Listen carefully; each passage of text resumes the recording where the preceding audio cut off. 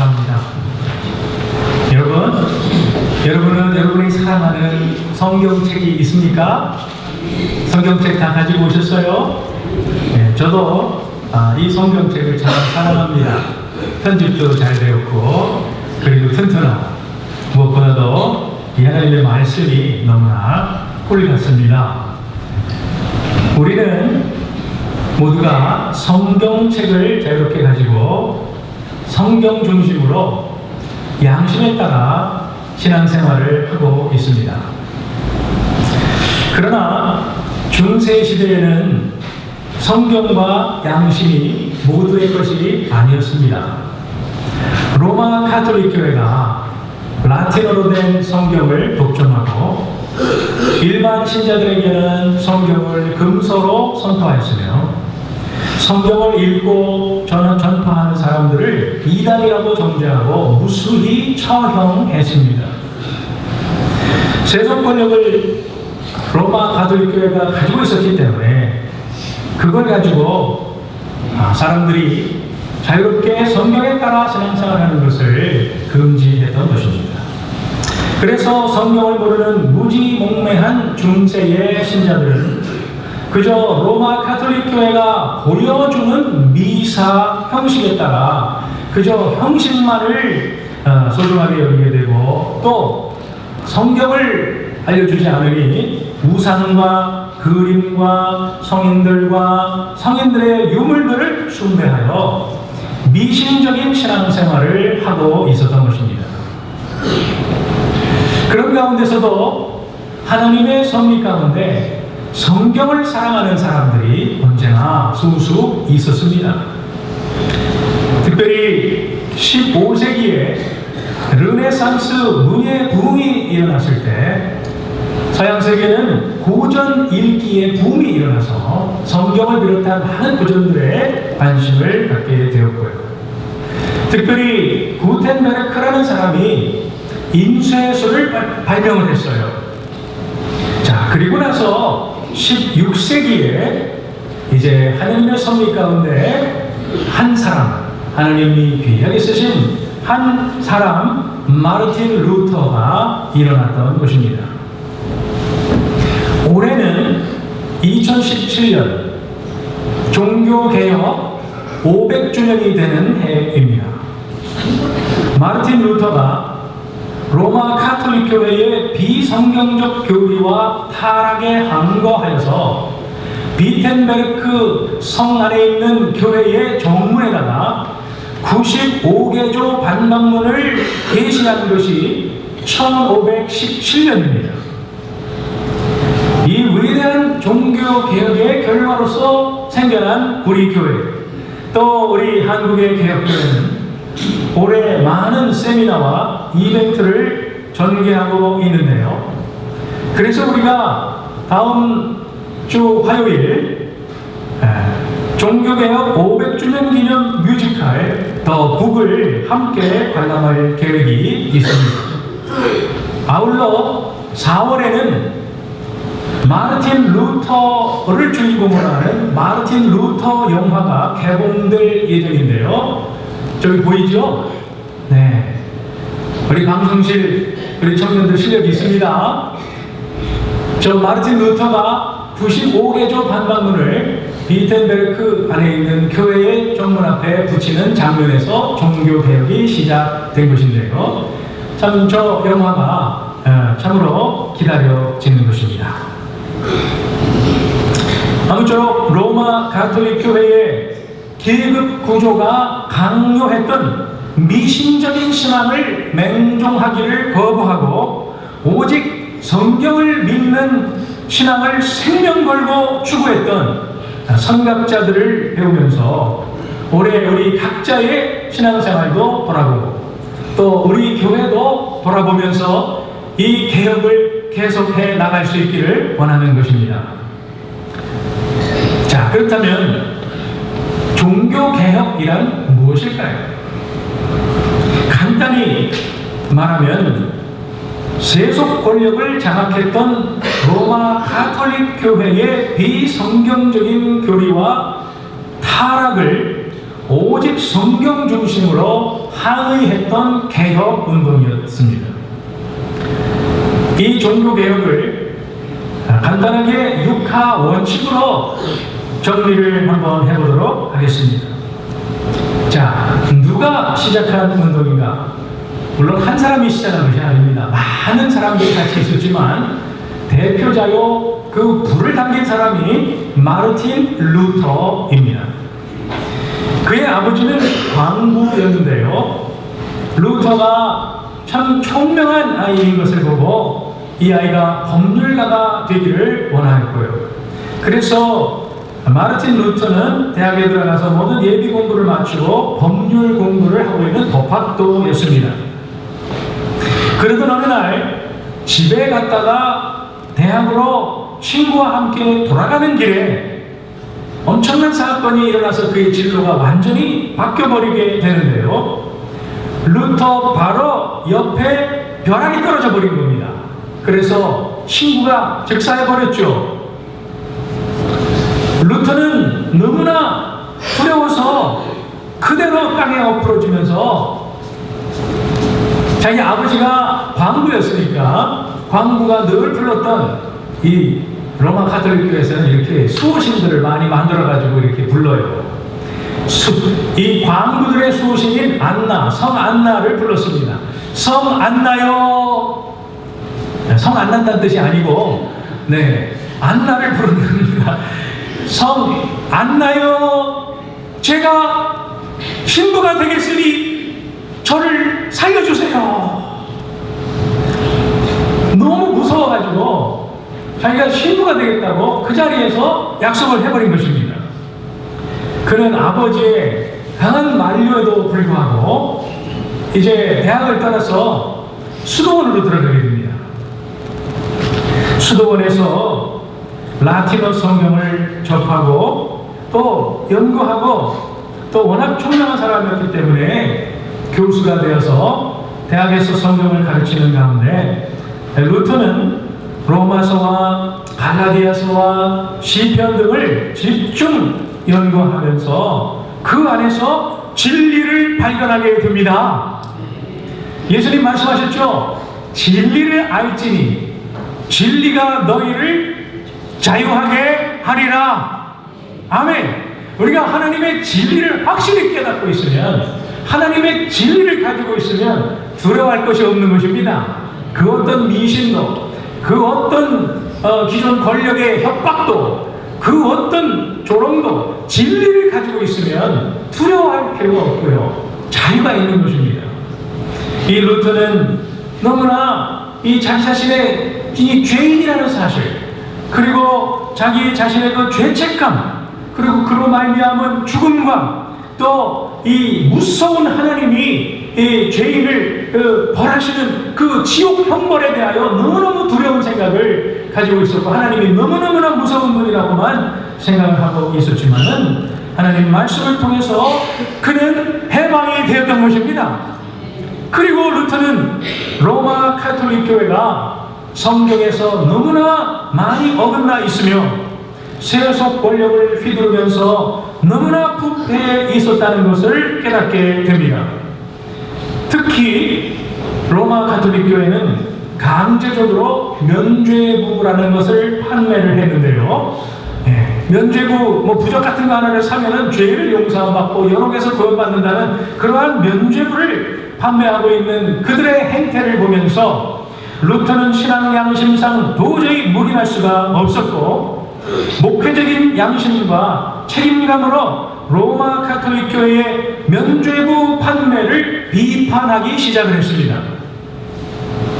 그러다가 마침내 1517년, 지금으로부터 정확하게 500년 전 10월 31일 독일의 비텐베르크 성 교회 정문에다가 95개조 반박문을, 라틴어로 된 반박문을 거기다가 게시하였던 것입니다. 그는 그럼으로써 이 로마 가톨릭 교회에게 어떤 대항하자고 하는 선동을 하려고 했던 것은 아니고, 하나님 말씀에 의하면 이런데 하면서 토론을 요구한 것인데, 결국에 로마 가톨릭 교회는 그것을 선전포고로 받아들이게 되고 이제 루터파와 이 로마 가톨릭 교회의 일대 전쟁이 약 1세기 이상 계속되었던 것입니다. 자, 이 루터는 95개조 반박문을 통해서 세 가지를 크게 지적을 했는데요. 하나는 로마에다가 베드로 성당을 건축을 하는데 그 비용이 너무나 많이 들어갔던 모양입니다. 그것을 독일에 있는 신자들에게 요구하는 것에 대해서 문제를 제기했던 것이죠. 그리고 교황의 권한에 대해서 반박을 했습니다. 당시 교황은 내세에 대한 권한을 가지고 있다고 주장을 했습니다. 사람이 죽으면 연옥으로 들어가게 되는데 그 연옥에서 고통당하고 있는 영혼에 대해서 이 교황이 권한이 있기 때문에 그 영혼을 천국으로 보낼 수도 있고 지옥으로 보낼 수도 있고 여러 개 그냥 둘 수도 있는 권한이 교황에게 있다라고 하는 그 권한을 성경 중심으로 이 루터가 반박을 했던 것이죠. 또 말씀드렸듯이 이 면죄부 판매에 대해서 반대하였던 것입니다. 면죄부 판매는 어떻게 이루어지고 있었는가 하면 아주 조직적으로 광범위하게 이루어지고 있었는데 아주 대표적인 인물이 요한 테첼이라는 사람이 이렇게 주장을 하고 가르쳤습니다. 돈그릇에 동전이 땡그랑 하고 떨어질 때에 죄인 한 명이 연옥에서 구원받는다. 여러분들의 부모가 연옥에 있으니 그들을 빨리 건져내줘야 되지 않겠는가. 이러면서 이 면죄부를 판매하고 있는 그런 행위에 대하여 루터는 성경을 근거로 반박하였습니다. 죄사함과 구원은 오직 개인이 죄를 회개하고 예수 그리스도의 보혈 공로를 의지할 때 하나님의 은혜로 오는 것이지 어떻게 구원을 돈으로 살 수 있는가? 자, 이것을 루터는 반박했던 것입니다.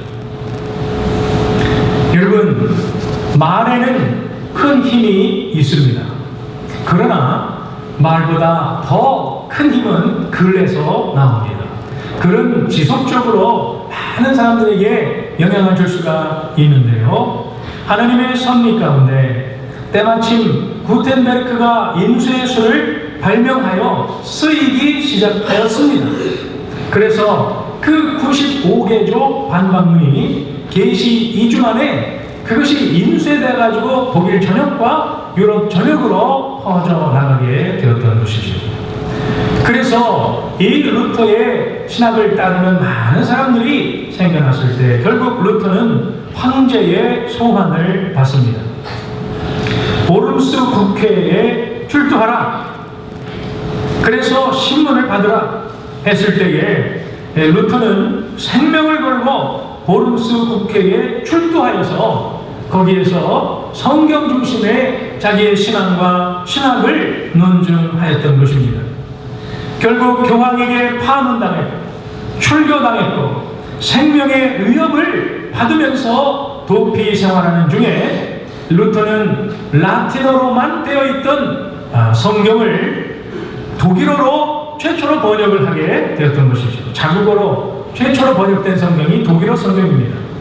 그리고 계속 저술 활동을 하면서 수많은 사람들이 이 루터의 가르침대로 성경을 그대로 읽고 믿게 되었고 또 성경에 따라 저마다 교회의 권리가 아닌 양심에 따라 행동함으로써 마침내 중세 로마 가톨릭 교회 치하의 세계사의 흐름을 바꿔놓는 그러한 큰 물결이 일어나게 되었던 것입니다.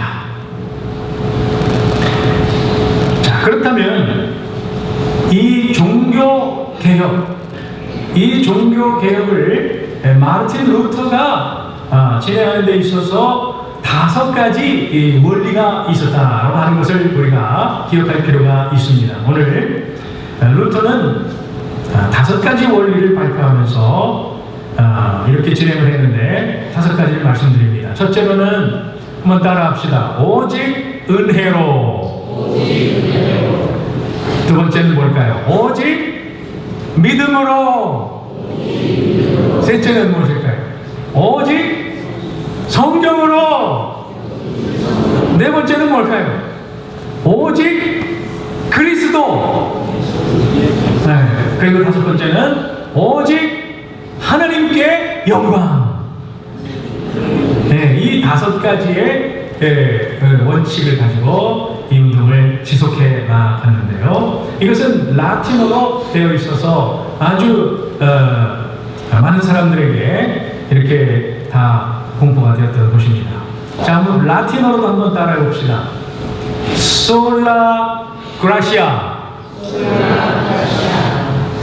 이건 무슨 뜻일까요?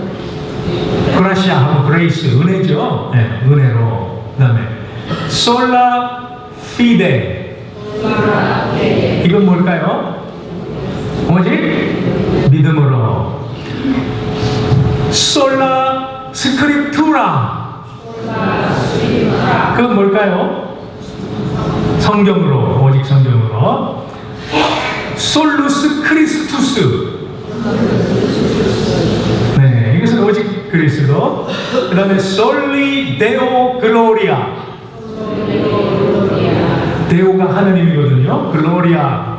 솔리 데오 글로리아. 오직 하느님의 영광. 자, 이것이 루터의 종교개혁의 다섯 가지 원칙이었는데요. 먼저 오직 은혜로를 좀 살펴보겠습니다.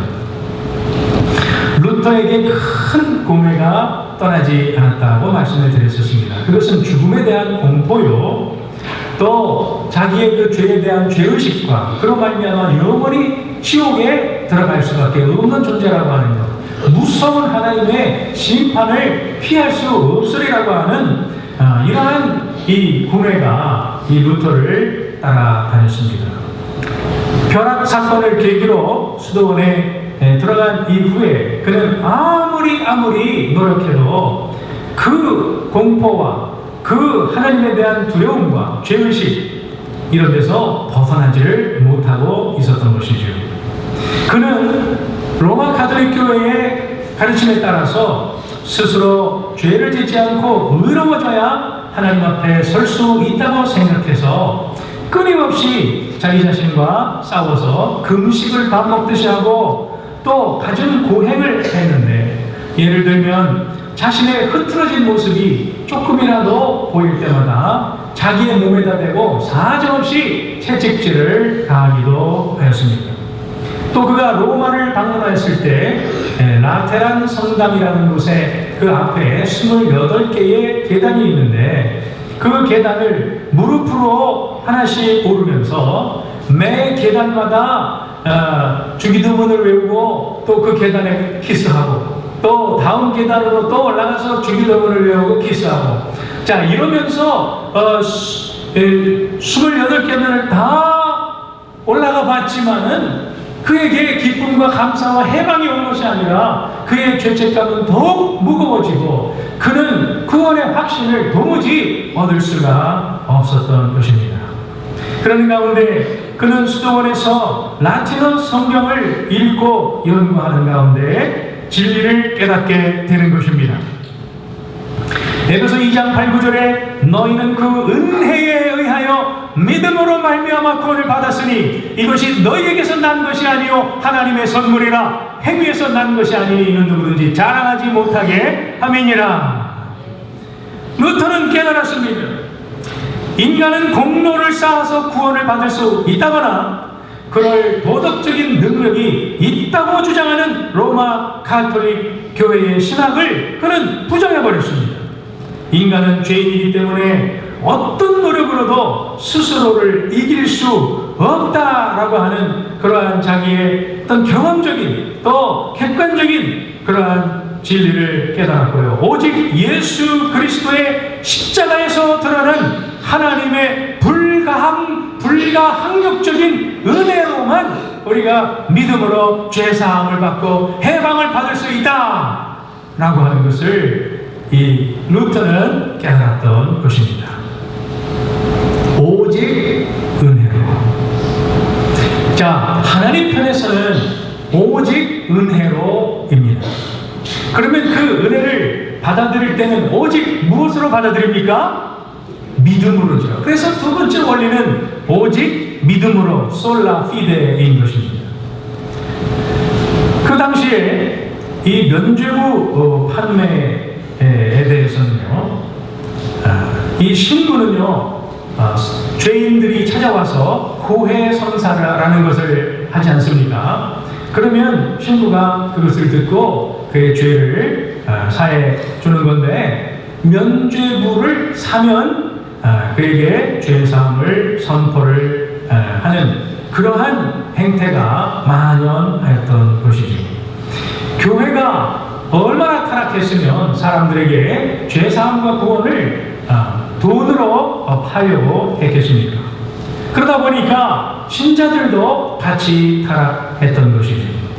진정한 신앙생활은 나 자신을 늘 말씀으로 비추어 보면서 나의 죄를 하나님 앞에 날마다 자백하고 예수 그리스도의 부활 공로 의지해서 하나님의 약속을 붙들고 죄사함 받고 살아가는 것인데, 이러한 진지한 신앙생활을 거부하고 그저 돈으로 죄사함을 살려고 하고 돈으로 구원을 살려고 하는 그런 것은 루터가 절대로 용인할 수가 없었던 것이지요. 루터는 성경 말씀을 통해서 특별히 로마서를 밤낮 묵상하는 가운데 확신을 얻게 됩니다. 오늘 읽은 로마서 1장 16절에 보니까 내가 복음을 부끄러워하지 아니하노니 이 복음은 모든 믿는 자에게 구원을 주시는 하나님의 능력이 됨이라. 첫째는 유대인에게요, 다음에는 헬라인에게로다. 복음에는 하나님의 의가 나타나서 믿음으로 믿음에 이르게 하나니 기록된 바 오직 의인은 믿음으로 말미암아 살리라. 아멘. 또 로마서 4장 4절과 5절에 보면 일하는 자에게는 그 삭슬 은혜로 여기지 아니하고 보수로 여기거니와 이를 아니할지라도 경건하지 않은 자를 의롭다 하신 이를 믿는 자에게는 그 믿음을 의로 여기시나니. 자, 이러한 일관된 이 성경 말씀을 통해서 루터는 확신하게 됩니다. 죄인이 죄사함과 구원을 얻는 것은 율법을 완성하신 예수 그리스도, 하나님이신 사람이신 예수 그리스도, 그분을 믿음으로만 죄사함과 구원을 받는 것이다. 루터는 하나님의 의가 무엇인지를 깨닫게 되었습니다. 하나님의 의라고 하는 것은 복음을 믿음으로 살아가는 것이다. 복음에는 하나님의 의가 나타나서 믿음으로 믿음에 이르게 하나니 오직 의는 믿음으로 말미암아 살리라. 즉 예수 그리스도를 믿는 믿음으로 살아가는 자체가 하나님의 의다라는 것이지요. 진실한 믿음 생활이 하나님의 의라는 것이지요. 그래서 값없이 믿음으로 하나님으로부터 의롭다 하심을 받은 사람은 하나님께 그 은혜에 감사해서 이웃에게 선을 베풀며 살아가게 되는 것이라고 루터는 깨달았던 것이지요. 세 번째 원리는 오직 그리스도인 것이지요. 참으로 안타깝게도 로마 가톨릭 교회는 미신적인 신앙을 가르쳤습니다. 기독교회가 핍박을 뚫고 그래도 전 세계로 로마 제국 전체로 퍼져나갔을 때 로마 제국은 이 기독교 세력을 이용해야 되겠다라는 생각으로 결국 313년에 콘스탄티누스 황제가 기독교를 공인합니다. 그리고 아예 380년에는 데오도시우스 황제가 기독교를 국교화해 버립니다. 그러다 보니까 로마 제국 전역에 퍼져 있던 온갖 미신들, 온갖 다른 종교들, 이러한 종교들을 섬기는 사람들이 하루아침에 기독교인이 되어버린 겁니다. 그러다 보니까 그들이 행하던 모든 미신적인 요소들과 우상들과 이러한 사상들을 전부 다 가지고 들어와가지고 기독교라 하니까 기독교가 혼합 종교가 되어버리고 말았고, 성경에서 가르치지 않는 그러한 비성경적인 그러한 모습들이 너무나 많았는데요. 그것은 바로 성인들을 숭배한다든지, 그래서 마리아를 숭배한다든지, 또 성인들이 남긴 유물들, 성물들을 숭배하는 그러한 미신적인 신앙을 가르쳐왔던 것입니다. 특별히 로마에 있는 성당들의 지하실에는 엄청난 양의 교황들이나 순교자들의 유골들과 유품들이 보관이 되어 있는데요. 지금도 보관이 되어 있습니다. 그런데 주장하기를 하나의 유골이 4,000년간의 연옥에서의 형기를 감해주는 효과가 있다, 뭐 이런 식으로 하다 보니까 이 유물들을 섬기는 이러한 우상 숭배가 극심했던 것입니다. 심지어 성인의 머리카락, 심지어 성인들의 남긴 손톱, 장신구, 의복, 자, 이런 것들에 연연하면서 이런 눈에 보이고 만져지는 이 우상들을 근거한 그러한 신앙 생활을 해왔던 것이죠. 자, 이러한 상황 속에서 루터는 성경 말씀을 통해서 오직 그리스도를 통해서 우리가 죄사함 받고 구원받는 것임을 선언하였던 것입니다.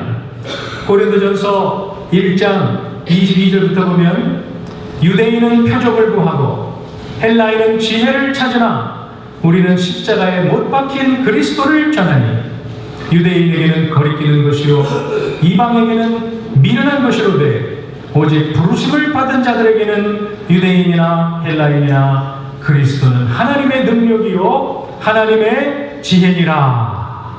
아멘. 오직 예수 그리스도를 믿는 믿음으로 모든 미신들을, 우상들을 반박하는 그러한 종교개혁이었던 것입니다. 자, 네 번째로 루터의 종교개혁의 원칙은 오직 성경, 솔라 스크립투라입니다. 아까도 잠시 말씀을 드렸지만 황제가 이 루터를 보름스 국회에 출두를 명령하였습니다. 그곳에서 그들은 루터 한 사람을 놓고 모든 정치가들, 이 실력자들이 다 모여가지고 한 사람을 놓고 신문을 했습니다. 그대는 그대의 이름으로 출판된 이 책들이 그대가 쓴 것임을 인정하는가? 네, 인정합니다. 그대는 이 책들에 쓴 내용들을 철회할 준비가 되어 있는가? 여러분, 이것은 단순한 질문이 아니라 철회 안 하면 죽이겠다는 위협이었습니다. 루터는 그 앞에서 유명한 말을 했습니다. 뭐라고 말했는가 하면, 성경의 증언과 명백한 이성에 비추어 내가 유죄라는 것이 인정되지 않는 이상 나는 교황들과 교회 회의의 권위를 인정하지 않겠습니다. 사실 이 둘은 오류를 범하여 왔고 또 서로 엇갈린 주장을 펴왔습니다. 내 양심은 오직 하나님의 말씀에 사로잡혀 있습니다. 나는 아무것도 철회할 수 없고 또 철회할 생각도 없습니다. 왜냐하면 양심에 반해서 행동하는 것은 안전하지도 못할 뿐만 아니라 현명한 일도 아니기 때문입니다. 하나님이여, 내가 여기 서 있습니다. 나는 아무것도 할 수 없습니다. 하나님이여, 나를 도우소서. 아멘. 자, 이러한 참 위대한 고백을 루터가 했던 것이죠. 역사가들은 루터가 이 보름스 국회에 출석해서 죽음을 무릅쓰고 출석해서 그 앞에서 증언하는 장면을 유럽 역사상 최대의 위대한 장면이라고 주장하고 있으며, 또한 자기의 주장을 철회하지 않겠다고 보름스 국회에서 루터가 말하던 그 장면은 근대사의 가장 위대한 순간이라고 표현을 하고 있습니다.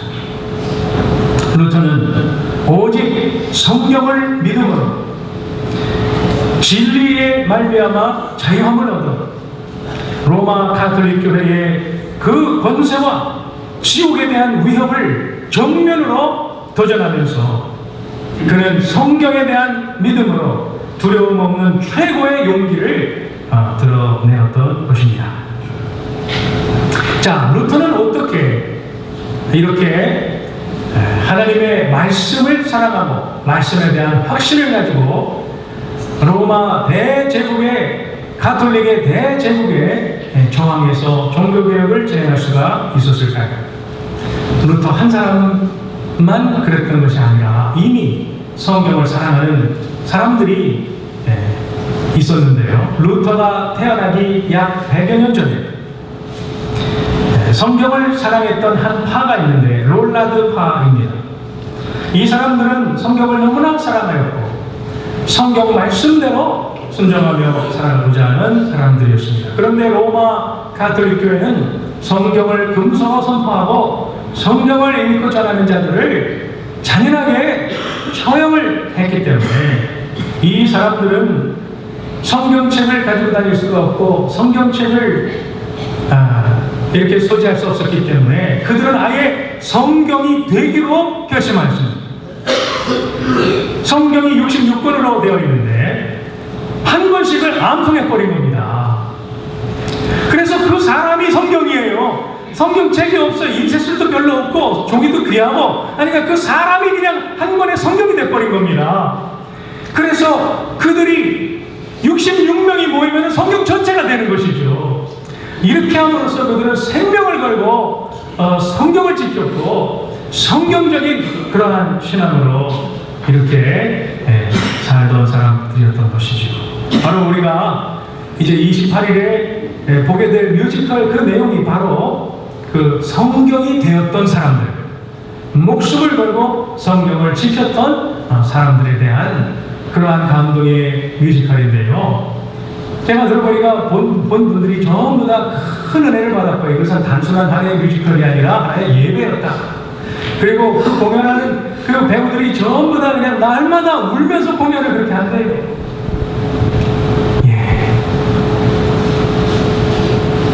이 모든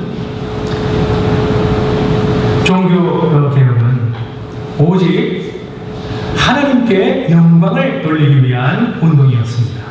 루터는 자기 자신의 어떤 안전이나 안위나 어떤 보장된 지위를 또는 명예를 추구한 것이 아니라 오직 하나님께 영광을 돌리기 위하여 성경 중심으로 모든 것을 희생하며 일어섰던 운동이었던 것입니다.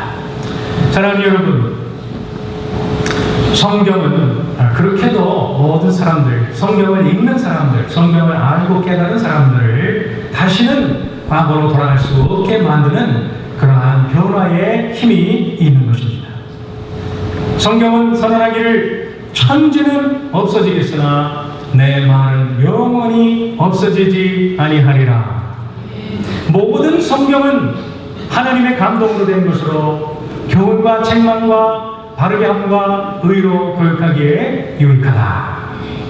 하나님의 말씀은 살아있고 운동력이 있어서 좌우에 날선 어떤 검보다도 예리하여 혼과 영과 관절과 골수를 찔러 쪼개기까지 하며 하나님의 모든 비밀한 것을 다 드러내준다. 이렇게 말씀하여 예수님은 친히 말씀하시기를 너희가 성경에서 영생을 얻는 줄을 생각하고 성경을 상고하거니와 이 성경이 곧 나에 대하여 증언하는 것이니라.